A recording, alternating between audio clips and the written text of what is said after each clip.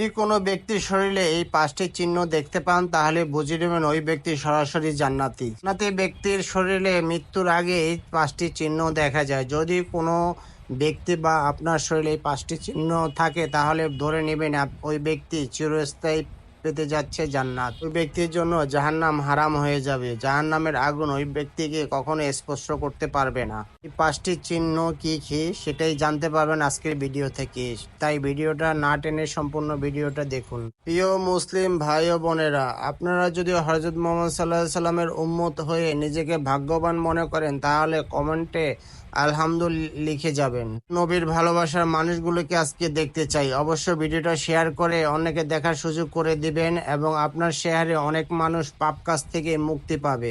রাসূল সাল্লাল্লাহু আলাইহি সাল্লাম বলেন, আমার হাদিস শুনে কাউকে শেয়ার করে দিল তার জন্য কিয়ামতের দিন আমার সুপারিশ ওয়াজিব হয়ে গেল। চলুন শুরু করি আজকের ভিডিওটি। পৃথিবীতে কোনো কিছু হলে যা আগে সংঘটিত দেখা যায়, যেমন আমরা ভালো কোনো কিছু করলে তা ভালো কিছুর লক্ষণ আগে থেকেই বোঝা যায়। জান্নাতি ব্যক্তির শরীরে মৃত্যুর আগে এই 5টি চিহ্ন ফুটে উঠবে। জান্নাতি ব্যক্তির প্রথম চিহ্ন হচ্ছে যে মৃত্যুর পরে তার মুখে হাসি ফুটে থাকা। জান্নাতি ব্যক্তির মৃত্যু সহজ হয়। জান্নাতি ব্যক্তির মুখমণ্ডলে প্রশান্তি ও উজ্জ্বলতা দেখা যায়, আর এটি তার আল্লাহর সন্তুষ্ট হওয়ার প্রতীক। আল্লাহ তাআলা পবিত্র কোরআনে বলেছেন, যারা ঈমান এনেছেন এবং সৎ কাজ করেছেন তাদের জন্য রয়েছে জান্নাত। এই ব্যক্তি মৃত্যুর আগে আল্লাহর নাম প্রকাশ করে এবং যে ব্যক্তি কালেমার শাহাদাত পাঠ করে, এটি হচ্ছে জান্নাতি ব্যক্তির সবচেয়ে বড় নিদর্শন। প্রতিটি ব্যক্তিকে মৃত্যুর স্বাদ গ্রহণ করতে হবে, প্রতিটি জীবকে মৃত্যু বরণ করতে হবে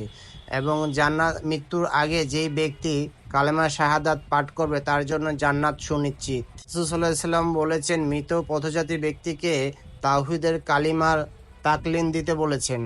রাসূল সাল্লাল্লাহু আলাইহি সাল্লাম বলেছেন, মৃত পথ ব্যক্তিকে তোমরা বেশি বেশি লা ইলাহা ইল্লাল্লাহু তালকিন করাও। সময় যে লা ইলাহা ইল্লাল্লাহু পাঠ করবে সে জান্নাতে প্রবেশ করবে।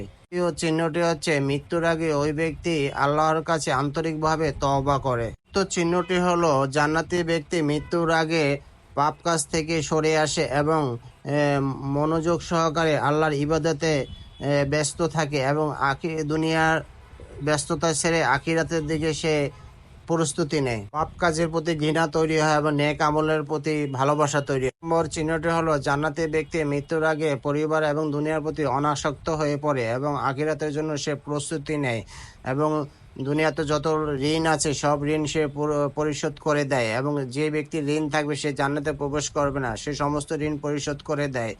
আল্লাহ আমাদের বেশি বেশি নেক কাজ করার তৌফিক দান করুন। আল্লাহ আমাদের সবাইকে হেদায়েত দান করুন। প্রিয় দর্শক, ভিডিওটা ভালো লাগলে লাইক কমেন্ট শেয়ার করে দিবেন। ভালো না লাগে দেখতে থাকুন, দেখতে দেখতে ভালো লাগা ভালোবাসা হয়ে যাবে। আসসালামু আলাইকুম, থ্যাংক ইউ ফর ওয়াচিং।